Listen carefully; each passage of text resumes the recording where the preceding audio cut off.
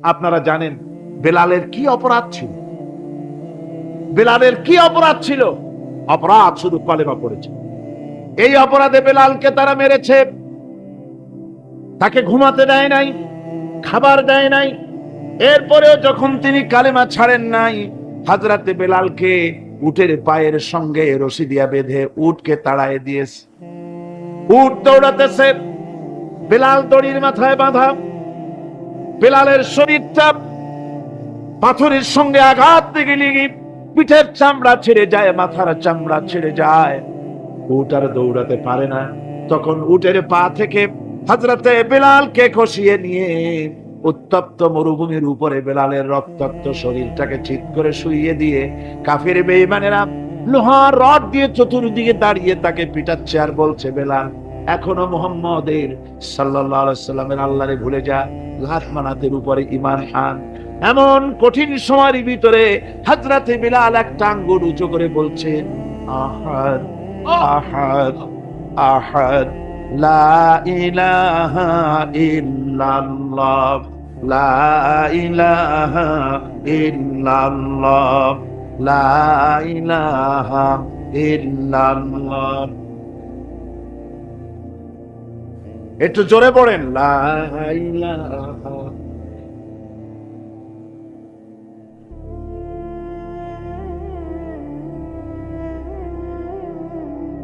লা ইলাহা ইল্লাল্লাহু মুহাম্মাদুর রাসূলুল্লাহ।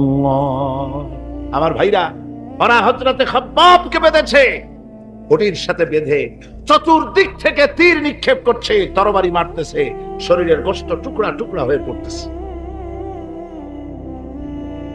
এরপরে কাফেরের নেতা বলতেছে, থামো, একটা কথা বলে নেই। জিজ্ঞেস করছে, খাব্বাব তোমাকে ছেড়ে দিতে পারি একটা শর্ত যদি মানো। তোমার পরিবর্তে এখানে এনে আল্লাহর নবীকে, তোমাদের নবীকে এনে বাঁধবো, তার উপর অত্যাচার করব। এটা যদি মানো তোমারে ছেড়ে দিতে পারি। এতক্ষণ ধরে যিনি তীর তরবারির আঘাত নীরবে সহ্য করতেছিলেন, এখন মানুষের এই কথার আঘাত তিনি সহ্য করতে পারলেন না। হযরতে খাব্বাব ডাক দিয়া বলেন, ও কাফির বেঈমানেরা শোনো, তোমাদের হাত দিয়া আল্লাহর নবীকে এখানে এনে, তোমাদের হাত দিয়ে তীর তরবারি তো দূরের কথা, তোমাদের নাপাক হাত দিয়া আল্লাহ নবীর গায়ে যদি একটা ফুলও নিক্ষেপ করো, আমার শরীরের ভিতরে এক ফোঁটা রক্ত থাকতে আমি তা বরদাস্ত করব না। চতুর্দিক থেকে মার আরম্ভ হয়ে গেল, গায়ের গোশত পড়ে যায়। হযরতে খাব্বাব মনে করলেন এখন তো আর জীবন বাঁচবে না, বুঝি মরে যাব। তিনি তখন বললেন, রব্বুল আলামিন, আমার তো সময় হয়ে এসেছে বোধহয়। আমার এখন জীবনের শেষ মুহূর্তে আমার মন চায় যদি দুইটা সেজদা তোমারে দিতে পারতাম, 2 রাকাত নামাজ যদি পড়তে পারতাম, জীবনটা আমার খুশি হয়ে যেত। কিন্তু আমি বান্ধা, কেমন করে আমি সেজদা দেব? সেজদা দেওয়ার কোন উপায় আমার নাই। তবে কাবা শরীফের দিকে আমার মুখ ঘুরানো আছে, আমি আমার মাথাটা একটুখানি নিচু করে নিলাম। আমার এই মাথা নিচু করাকে আমার জীবনের শেষ সেজদা হিসাবে ধরে নিও। কাফির বেঈমানেরা হযরতে খাব্বাবের মাথা ধরে অন্যদিকে ঘুরিয়ে দিল। হযরতে খাব্বাব পড়লেন, ফাইনামা তুওয়াল্লু ফাতাম্মা ওয়াজহুল্লাহ। যেদিকেই মুখ ঘোরাও সেদিকেই আল্লাহ, আল্লাহ ছাড়া কোনো দিক নাই। আমার ভাইরা, এই জিহাদে এত বড় ফজিলত আল্লাহ রাব্বুল আলামিন রেখেছেন। দ্বীন প্রতিষ্ঠার জন্য যারা লড়ে, আল্লাহ পাক তাদের জন্য বিরাট নিয়ামত রেখেছেন। সুবহানাল্লাহ পড়েন, লা তামাসসুহান নার ওয়া আইনুন বাকাত মিন খাশিয়াতিল্লাহ ওয়া আইনুন বাতাত তাহরিসু ফি সাবিলিল্লাহ। রাওয়াহু তিরমিজি। হযরত ইবনে আব্বাস রাদিয়াল্লাহু তাআলা তিনি বলছেন, আমি রাসূলুল্লাহকে বলতে শুনেছি, আল্লাহ নবী বলেছেন, 2টি চোখকে জাহান্নামের আগুন 2টা চোখকে স্পর্শ করবে না। একটা চোখ হচ্ছে গভীর রাত্রে যারা আল্লাহর ভয় পেয়ে জাহান্নামের ভয়তে যারা কাঁদে, জাহান্নামের আগুন ওই চক্ষুকে স্পর্শ করবে না। আর যারা দ্বীন প্রতিষ্ঠার জন্য, আল্লাহর দ্বীন কায়েমের জন্য ময়দানে যারা লড়াই করে, রাতের বেলায় পাহারা দেয়, ওই পাহারারত চোখের মধ্যে জাহান্নামের আগুন ওই চোখে স্পর্শ করবে না। আমার ভাইরা, হযরত উসমান রাদিয়াল্লাহু তাআলা আনহু বলছেন, মান রাবাতা লাইলাতান ফি সাবিলিল্লাহ কানাত কাআলফি লাইলাতিন সিয়ামুহা ওয়া কিয়ামুহা। হাজার রাত ধরে রোজা রাখলে, হাজার রাত ধরে ইবাদত করলে, আর হাজার দিন ধরে রোজা রাখলে যে সওয়াব হবে, একটা ঘন্টা একটা রাত যদি কেউ পাহারা দেয় আল্লাহর দ্বীনকে প্রতিষ্ঠার জন্য, আল্লাহর দ্বীনের কোন ইসলামী রাষ্ট্রের প্রহরায় যদি কেউ নিয়োজিত থাকে, একটা রাতে পাহারা দিয়ে যে সওয়াব হবে, হাজার হাজার বছর ধরে নামাজ রোজা করে ওই সওয়াব পাওয়া যাবে না। সুবহানাল্লাহ। অর্থাৎ হাজার বছর ধরে নামাজ রোজা করার মতোই সওয়াব পাহারা দেওয়া আল্লাহর দ্বীনের ইসলামের রাষ্ট্রকে। বন্ধুগণ, রাসূল পাক সাল্লাল্লাহু আলাইহি ওয়াসাল্লাম তিনি বলেছেন, কিয়ামতের দিন জাহান্নামের আগুন আর জিহাদের ময়দানের ধুলি, এই দুটি একসঙ্গে কোন মানুষের পেটের মধ্যে প্রবেশ করবে না। রাসূল পাক সাল্লাল্লাহু আলাইহি ওয়াসাল্লামের একটি হাদিস যা মিশকাত শরীফের মধ্যে বর্ণিত আছে। মিশকাত শরীফের সম্ভবত 336 পৃষ্ঠায় এই হাদিসটি বর্ণনা করা হয়েছে যে হযরত ইবনে আইস রাদিয়াল্লাহু তাআলা আনহু হচ্ছেন এই হাদিসের রাবী। তিনি বলছেন, একবার হুজুর সাল্লাল্লাহু আলাইহি ওয়াসাল্লাম এক ব্যক্তির জানাজায় গিয়ে উপস্থিত হলেন। হযরত ওমর রাদিয়াল্লাহু তাআলা আনহু তখন হুজুরকে বললেন, হে রাসূল, আপনি এই লোকটার জানাজা পড়বেন? এই লোক তো ইসলামের এই ক্ষতি করেছে, সেই ক্ষতি করেছে, অমুক করেছে, এই লোকটার আপনি জানাজা পড়বেন? হুজুর তখন উপস্থিত লোকদের জিজ্ঞেস করলেন, হাজিরিন, তোমরা কি কেউ এই লোকটাকে কোন ইসলামের ভালো কাজ করতে দেখেছো? একজন লোক দাঁড়িয়ে গেল। তিনি বললেন, হে আল্লাহর নবী, আমি সাক্ষী, আমি দেখেছি। একটা মুজাহিদ বাহিনী জিহাদ করে ফিরতেছিল, তো এক জায়গায় তারা ডেরা গাড়লো, শিবির স্থাপন করলো, রাত কাটাবে বলে। আমি দেখেছি এই লোকটি সারা রাত সেই মুজাহিদদেরকে, সাহাবীদেরকে সারা রাত জেগে জেগে পাহারা দিচ্ছে। আল্লাহর নবী জানাজার ইমামতি করলেন, আর এরপরে তাকে কবরের মধ্যে মাদফুন করে দিয়ে নবীজি তার কবরের পাশে দাঁড়িয়ে বললেন, ইন্না আসহাবাকা ইয়াযুন্নুনা আন্নাকা মিন আহলিন নার ওয়া আনা আশহাদু আন্নাকা মিন আহলিল জান্নাহ। নবীজি বলছেন, ও কবরবাসী, তোমার সাথীরা মনে করে তুমি জাহান্নামী, আর আমি নবী মুহাম্মদ সাল্লাল্লাহু আলাইহি ওয়াসাল্লাম সাক্ষী দিচ্ছি তুমি বেশক আল্লাহর বেহেশতি, তুমি অবশ্যই আল্লাহর জান্নাতে যাবে। এরপর হযরত ওমরের দিকে ফিরে রাসূলুল্লাহ বললেন, ওমর, মানুষের শুধু বাহ্য দৃশ্যটাই দেখো না, তার অন্তরের জজবাটাকেও কদর করো। সুবহানাল্লাহ। এই জিহাদের ময়দানে যারা কাজ করে, জান দেয়, মাল দেয়, আল্লাহ পাক তাদের উপরে রহম করে। এই জিহাদ হচ্ছে এক অগ্নি পরীক্ষা। এই জিহাদটা কি? অগ্নি পরীক্ষা। এমনি এমনি বেহেশতে যাওয়া যাবে না ভাই। আল্লাহ রাব্বুল আলামিন কোরআনে কারীমের মধ্যে বলেছেন, আহাসিবান নাসু আইয়ুতরাকু আইয়াকুলু আমান্না ওয়া হুম লা ইফতানুন। লোকেরা কি ভেবেছে নাকি যে ঈমান এনেছি, এই কথাটা বললি আমি বেহেশত দিয়ে দিব, মুমিন বলে সার্টিফাই করব? না, যখনই তারা বলবে আমি মুমিন, আমি তখন তাকে অবশ্যই পরীক্ষা করব, এই পরীক্ষায় তাকে পাশ করতে হবে। কোরআনে কারীমে আল্লাহ রাব্বুল আলামিন অনেক জায়গায় এই কথাগুলি বলেছেন। এমনি এমনি ছেড়ে দেওয়া হবে না। আমি অতীতের লোকদেরকেও পরীক্ষা করেছি, তোমাদেরকেও পরীক্ষা করব। পরীক্ষা না দিয়ে কেউ তোমরা বেহেশতে যেতে পারবে না। এই জমিনে তোমাদের আগুনের পরীক্ষা দিতে হবে। পয়গম্বরেরা কষ্ট করেছেন, সাহাবায়ে কিরাম কষ্ট করেছেন।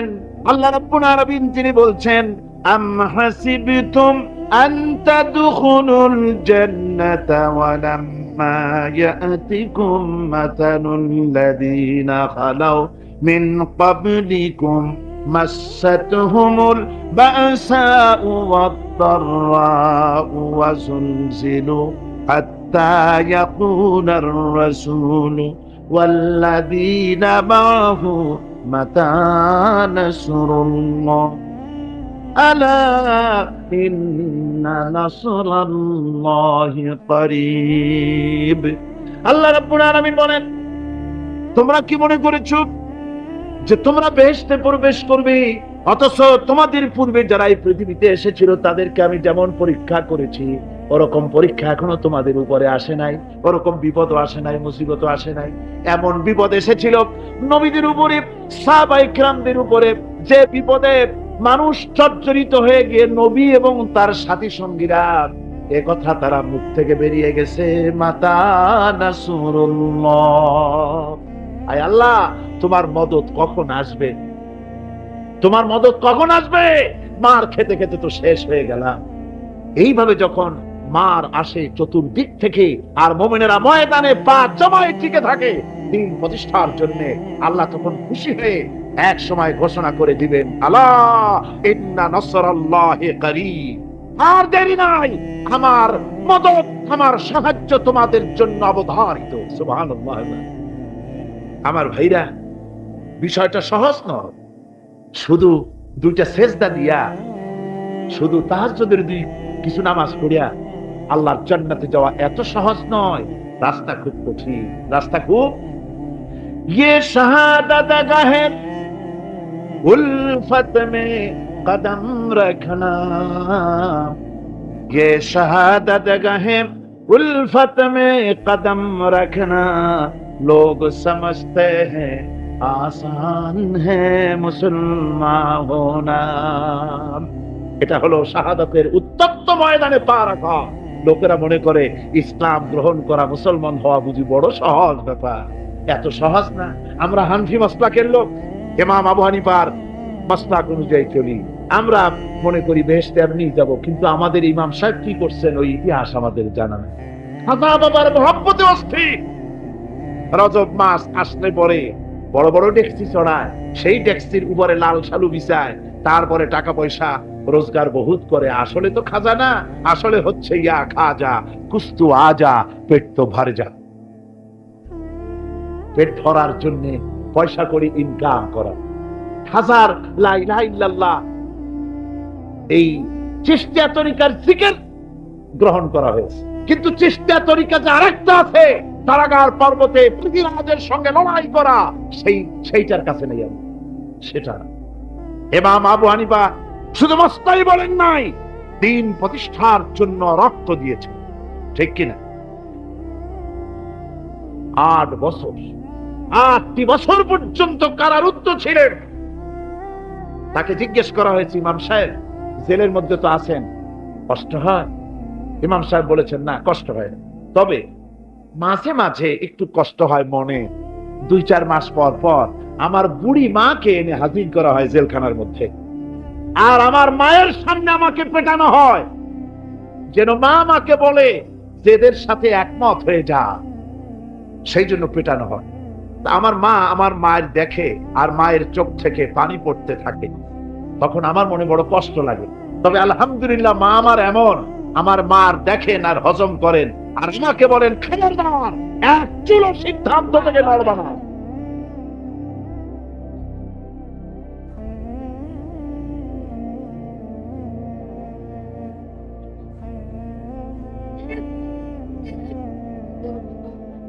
আমার ভাইরা, ইমাম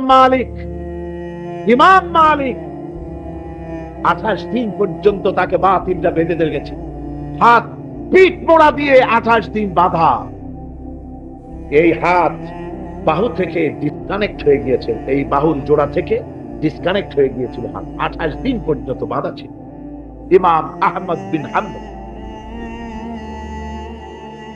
ইসলাম বিরোধীরা তাকে পিটাইছে, প্রত্যেকটা চাবুকের সাথে গায়ের গোশত উঠে এসেছে।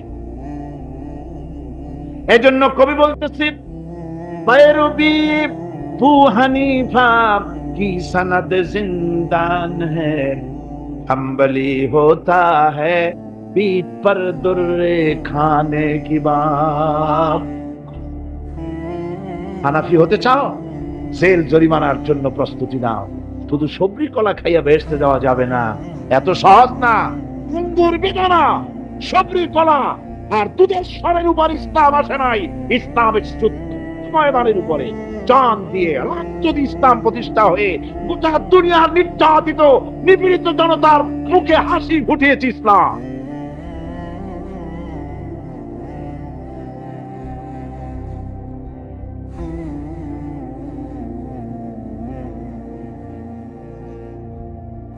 আমার ভাইয়েরা, এই জিহাদ যখন শুরু হয়ে যাবে, মুসলমানেরা যখন আল্লাহর নয় বিধান কায়েমের জন্য যখন লড়াইয়ের ময়দানে যখন ঝাঁপায়া পড়বে, সে ময়দানে যদি তাদের অস্ত্র কম থাকে, জনসংখ্যা কম থাকে, আল্লাহ রাব্বুল আলামিন ওয়াদা করেছেন ওয়া কানা হাক্কান আলাইনা নাসরুল মুমিনিন। আল্লাহ রাব্বুল আলামিন বলেন, মুমিনরা যখন বিপদে পড়ে যায় তখন মুমিনদের সাহায্য করা আমি আল্লাহর জন্য ওয়াজিব হয়ে যায়। আমি আল্লাহর জন্য ওয়াজিব। আমার মুমিন ময়দানে মার খাবে আমার দ্বীনের জন্য, আর আমি তাকায় তাকে দেখবো না, তা হবে না। প্রাথমিক পর্যায়ে দেখবো যে তোমরা আসলেই দ্বীন প্রতিষ্ঠার জন্য লড়ো কিনা। তোমাদের বিবি বাল বাচ্চা তোমাদের সামনে শেষ হবে, ঘর বাড়ি জ্বলে যাবে, চাকরি যাবে, সব যাবে, তারপরেও আমার দ্বীন প্রতিষ্ঠার জন্য ময়দানে টিকে থাকো কিনা। যদি তা থাকো তাহলে আমার মদদ অবশ্যই। আর কাফিরদের বিরুদ্ধে বিজয়ের জন্য রব্বুল আলামিন বলেছেন ওয়া কাফাল্লাহুল মুমিনিনাল কিতালা ওয়া কানাল্লাহু কাবিয়ান আজিজা। কাফিরদের বিরুদ্ধে লড়াইয়ের ময়দানে মুসলমানদেরকে সাহায্য করার জন্য আল্লাহই যথেষ্ট। কে যথেষ্ট? আল্লাহ যথেষ্ট। রব্বুল আলামিন বলেছেন ওয়ালা তাহিনু ওয়ালা তাহজানু ওয়া আনতুমুল আলাউনা ইন কুনতুম মুমিনিন। কোনো ভয় নাই, কোনো চিন্তা নাই, যদি তোমরা মুমিন হও আমি আল্লাহ রাব্বুল আলামিন তোমাদেরকে বিজয়ী করব। এ ওয়াদা কার? আল্লাহর ওয়াদা কখনো মিথ্যা হয়? আল্লাহ কি মিথ্যা কথা বলেন? নাউযুবিল্লাহ। ওয়া মান আসদাকু মিনাল্লাহি কিলা। আমি আল্লাহর চাইতে সত্যবাদী আর কে হতে পারে? আল্লাহ পাক বলছেন আমি সাহায্য করব তোমাদেরকে, যদি প্রয়োজন হয় তাহলে আমি ফেরেশতা দিয়ে সাহায্য করব। সুবহানাল্লাহ।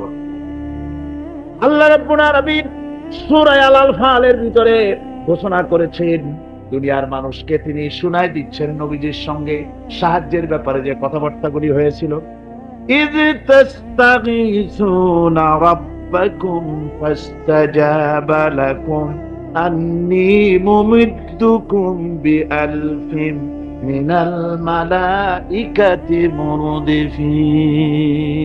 স্মরণ করো সেই সময়ের কথা যখন তোমরা আমার কাছে কাকুতি বিনীত করে সাহায্য কামনা করতেছিলে যে আমাদেরকে 1000 ফেরেশতা দিয়ে সাহায্য করা হোক। আল্লাহ পাক বলেন আমি ফেরেশতা দিয়ে তোমাদেরকে ময়দানে সাহায্য করেছি, জিহাদের ময়দানে। সুবহানাল্লাহ। আল্লাহ রাব্বুল আলামিন বলেন তোমরা যখন সাহায্য প্রার্থনা করেছিলে আমি সাহায্য তোমাদের দিয়েছি। স্মরণ করো সেই সময়ের কথা যখন তোমাদের নবী তোমাদেরকে বলেছিল ইয তাকুনুল মুমিনিনা আলাইয়াকুম আইয়ুমিদ্দাকুম রাব্বুকুম বিসালাসাতিন আলাফিন মিনাল মালাইকাতি মুনজিলিন। আল্লাহ রাব্বুল আলামিন বলেন আমি এইভাবে করে যখন তোমার নবী তোমাদেরকে বলেছিল যে তোমাদের জন্য এটা কি যথেষ্ট নয় যে আল্লাহ পাক তোমাদের জন্য 3000 দিয়ে ফেরেশতা নাযিল করবেন, আমি তখন 3000 ফেরেশতা নয় বরং 5000 ফেরেশতা দিয়ে তোমাদেরকে সাহায্য করার ওয়াদা করেছি। 3000 নয়, 5000 চিহ্নযুক্ত ফেরেশতা নাযিল করে দিয়ে তোমাদের সাহায্য করব বলে আমি ওয়াদা করেছি। আজও সেই মদদ আল্লাহর পক্ষ থেকে আমাদের জন্য ওই মদদ আজও আসতে পারে। কবি বলছেন এজায়ে বদরে পয়দা কুন ফিরিশতে তেরি নুসরত কো উতর सकते गर्दों से कतर अंदर कतर अभी। বদরের মুসলমানদের মতো যদি ঈমান তোমাদের আসে, তাহলে আজও আকাশ থেকে কাতারে কাতারে ফেরেশতা আমি আল্লাহ অবতীর্ণ করে দিতে পারি। সুবহানাল্লাহ। আল্লাহ রাব্বুল আলামিন কোরআনে কারীমের মধ্যে বলেছেন, ওয়ালা তুতিউ আমরাল মুসরিফিনা আল্লাযীনা ইউফসিদুনা ফিল আরদি ওয়ালা ইউসলিহুন। আল্লাহ পাক বলেন, ওই সব নেতাদের আনুগত্য মোটেও করো না যারা নাকি জমিনের উপরে বিপর্যয় সৃষ্টি করে, ফাসাদ সৃষ্টি করে আর সংশোধনমূলক কোনো কাজ করে না। ওই সব নেতাদের কোনো কথা তোমরা মেনো না, তাদের অনুসরণ করো না। আইন মানা তো দূরের কথা, ওদের আনুগত্যও করো। আল্লাহ পাক আরো বলেছেন, আলা লানাতুল্লাহি আলা যালিমিনা আল্লাযীনা ইয়াসুদ্দুনা আন সাবিলিল্লাহি ওয়া ইয়াবগুনাহা ইওয়াজা। আল্লাহর লানত, আল্লাহর অভিসম্পদ ওই সব নেতাদের উপরে যারা নাকি আল্লাহর সহজ রাস্তাকে জটিল এবং বক্র করে দেয়, যারা আল্লাহর আইন মানুষকে মানার ব্যাপারে বাধ্য করে না, বরং আল্লাহর আইন মানুষ যাতে না মানে সেই চেষ্টাই যারা করে।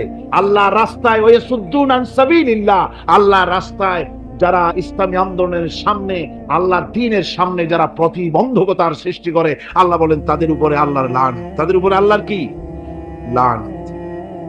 এই জন্য কোরআনে কারীম বলছে এই সমস্ত নেতৃত্ব খোদা বিরোধী নেতৃত্ব, আল্লাহদ্রোহী নেতৃত্ব যেখানেই প্রতিষ্ঠিত হয় সেখানে তারা দুইটা কাজ করে।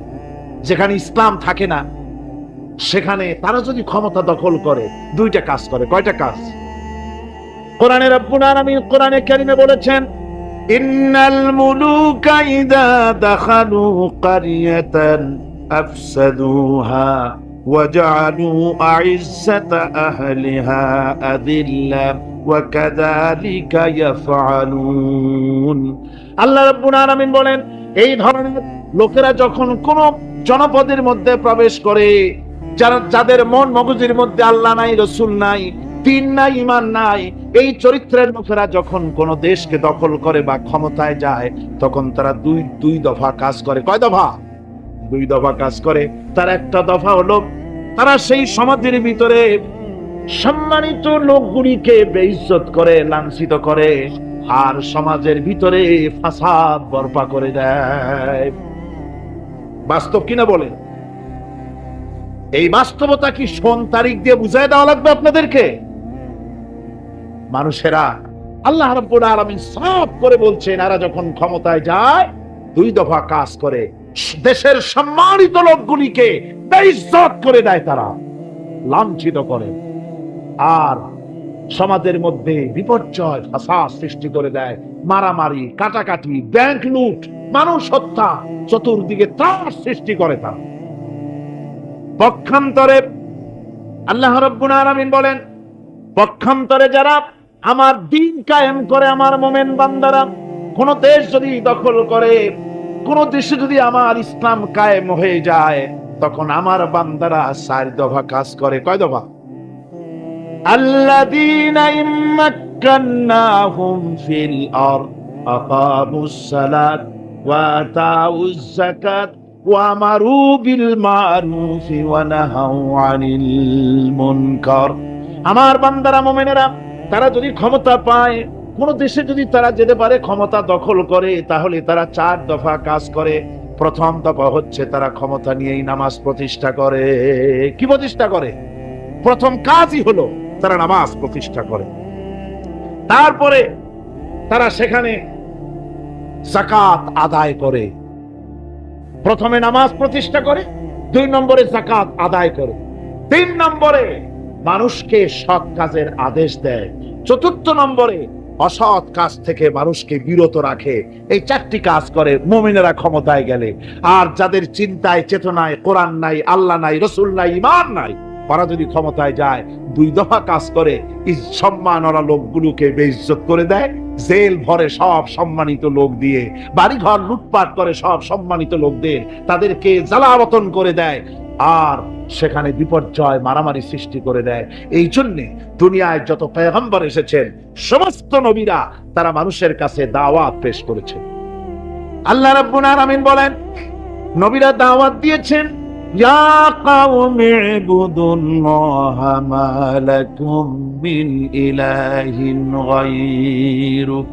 আল্লাহ রাব্বুল আলামিন বলেন, নবীরা যখন দুনিয়ায় যে নবী এসেছেন মানুষকে দাওয়াত দিয়েছেন, ইয়া কওমি, হে আমার জাতি, হে আমার সম্প্রদায়, এক আল্লাহর গোলামি করো, তিনি ছাড়া তোমাদের কোনো প্রভু নাই, আইনদাতা নাই, বিধানদাতা নাই, তার আনুগত্য করো জীবনের সকল ক্ষেত্রে। কোরআনে কারিমে মুসলমানদেরকে বলা হয়েছে হিজবুল্লাহ। মুসলমানদেরকে কি বলা হয়েছে? হিজবুল্লাহ। হিজবুল্লাহ মানে কি? আল্লাহর সৈনিক। এই আল্লাহর সৈনিকদের, তাদেরকে আল্লাহ পাক এই পৃথিবীতে তাদের অস্তিত্ব প্রতিষ্ঠিত করেছেন কি কারণে? তার কারণ হচ্ছে রব্বুল আলামিন বলেছেন, কুনতুম খায়রা উম্মাতিন উখরিজাত লিন-নাসি তা'মুরুনা বিল মা'রুফি ওয়া তানহাউনা 'আনিল মুনকার।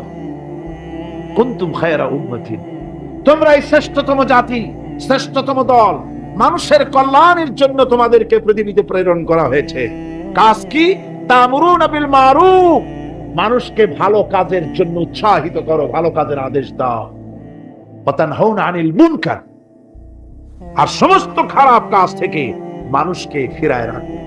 সুতরাং এই পৃথিবী থেকে জুলম, শোষণ, অশান্তি, বিপর্যয়, দুঃখ, তারপরে যুদ্ধ, বিগ্রহ, সবকিছুর বিরুদ্ধে মুসলমানদেরকে ঐক্যবদ্ধভাবে লড়াইয়ের ময়দানে আসতে হবে। কোরআনে কারিমে রব্বুল আলামিন কথা এভাবে বলেছেন, ওয়াকাতিলুহুম হাত্তা লা তাকুনা ফিতনাতুন ওয়া ইয়াকুনাদ দীনু কুল্লুহু লিল্লাহ। আল্লাহ রাব্বুল আলামিন বলেন, সংগ্রাম করো, লড়াই করো ততক্ষণ পর্যন্ত যতক্ষণ না আমার দ্বীন প্রতিষ্ঠিত হয়ে যায় আর মানুষের তৈরি করা মতবাদের শেষ শিকড়টুকুনো যতক্ষণ মূলোৎপাটিত না হয় ততক্ষণ পর্যন্ত আমার দ্বীন প্রতিষ্ঠার জন্য লড়াই করো। ও মুসলমানেরা, যারা মুসলমান এই লড়াই, এই জিহাদের দায়িত্ব যদি গ্রহণ না করে, মুসলমানেরা যদি ঈমানের এই দায়িত্ব কবুল না করে, আল্লাহর দ্বীন প্রতিষ্ঠার জন্য যদি সংগ্রাম না করে, রব্বুল আলামিন বলেন, ইল্লা তাফআলুহু তাকুন ফিতনাতুন ফিল আরদি ওয়া ফাসাদুন কাবীর। ইল্লা তাফআলুহু, যদি তোমরা তা না করো তাহলে মনে রেখে দিও বিরাট বিপর্যয়, ভাঙন, মুসিবতের সম্মুখীন তোমাদের হতে হবে। পৃথিবীর মুসলমানেরা, আজ আমরা এই দায়িত্ব পালন করছি না বলে আমাদের সামনে এই বিরাট মুসিবত এসেছে বিশ্ব জুড়ে, ঠিক কিনা কম? একটু জোরে সোরে জিকির করেন, লা ইলাহা ইল্লাল্লাহ, লা ইলাহা।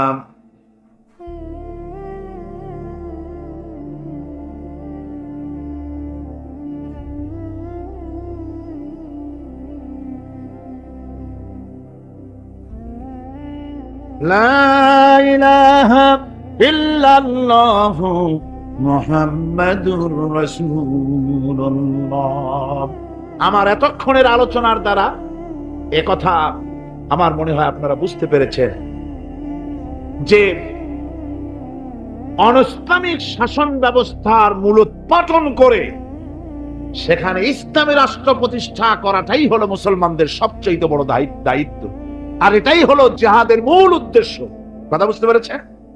জিহাদের উদ্দেশ্য কোন দেশ দখল করে সেখানকার প্রেসিডেন্ট আমরা হব, সেখানের মাল সম্পদ লুটপাট করে নেব, এটা জিহাদের উদ্দেশ্য নয়। জিহাদের উদ্দেশ্যই হলো মানুষের তৈরি করা মতবাদ উৎখাত করে আল্লাহর দ্বীন প্রতিষ্ঠিত করা। এটাই হলো জিহাদের মূল উদ্দেশ্য। আর এই উদ্দেশ্য নিয়ে পৃথিবীর মানুষ যেখানেই মুসিবতে আছে, যে জায়গায় বিপদে আছে, যে জায়গায় কষ্টে আছে, সেখানেই মুসলমানদেরকে ঝাঁপিয়ে পড়তে হবে। রাসূলুল্লাহ বলেছেন, পৃথিবীর সমস্ত মুসলমানেরা হচ্ছে কাজাসাদিন ওয়াহিদ, একটা বডির মতো। মুসলমান কি? একটা শরীরের মতো।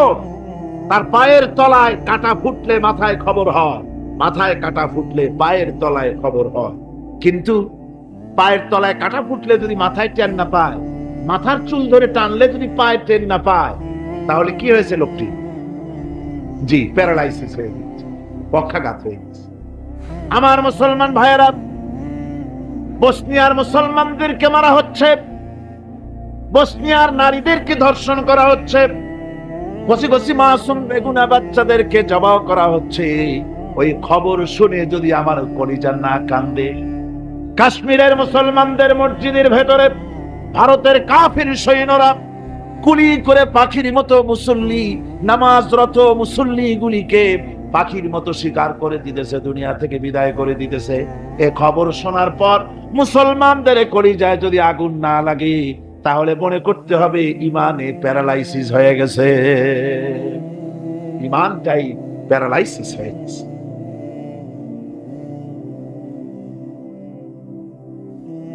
আমার আল্লাহ রাব্বুল আলামিন, আমার আল্লাহ রাব্বুল আলামিন কোরআনে কারীমের মধ্যে পরিষ্কার বলেছেন, ওয়ামা লাকুম লা তুকাতিলুনা ফি সাবিলিল্লাহ ওয়াল মুস্তাদআফিনা মিনার রিজালি ওয়ান নিসাই ওয়াল বিলদানিল্লাযীনা ইয়াকুলুনা রাব্বানা আখরিজনা মিন হাযিহিল ক্বরিয়াতিয যালিমি আহলুহা।